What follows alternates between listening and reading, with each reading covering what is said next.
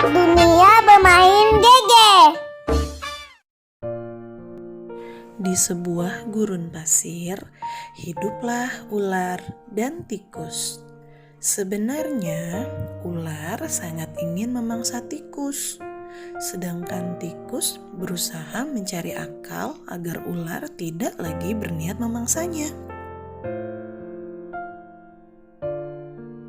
Saat itu, ular sangat lapar. Padahal ia sedang tidak mempunyai sedikit pun makanan. Sedangkan tikus yang berada tidak jauh dari ular sedang asik melahap makanannya.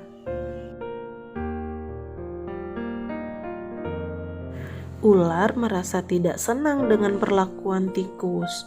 Lalu ular berkata, "Dengarkan ucapanku, wahai tikus yang angkuh. Aku pasti akan mendapatkan tubuhmu yang mungil dan lezat itu." teriak ular mengancam tikus. Hei ular, berusaha dan bekerjalah. Jangan hanya berani mengancam. Kalau hanya mengancam, seekor semut pun bisa. Ular sangat marah mendengar ejekan tikus. Ia lalu kembali ke sarangnya dengan perut yang lapar, sedangkan tikus masih lahap dengan makanannya.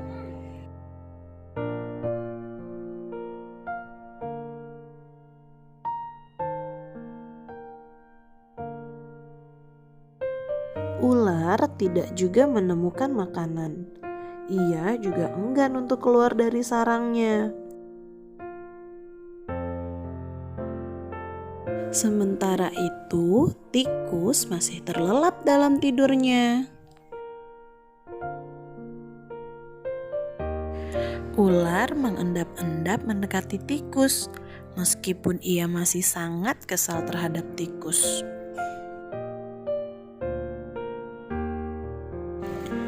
Dan kini ular telah berada di sisi tikus yang sedang tertidur pulas.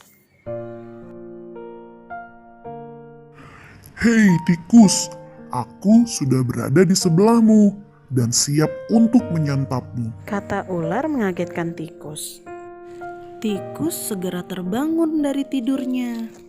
Sambil pura-pura menguap, ia mulai memutar otak agar bisa lolos dari cengkeraman ular. Tunggu dulu ular sahabatku. Kalau kau ingin memakanku, kau harus berpikir dulu. Kita hanya berdua di sini. Tidak ada hewan lain. Jika kau memakanku, maka kau akan sendiri.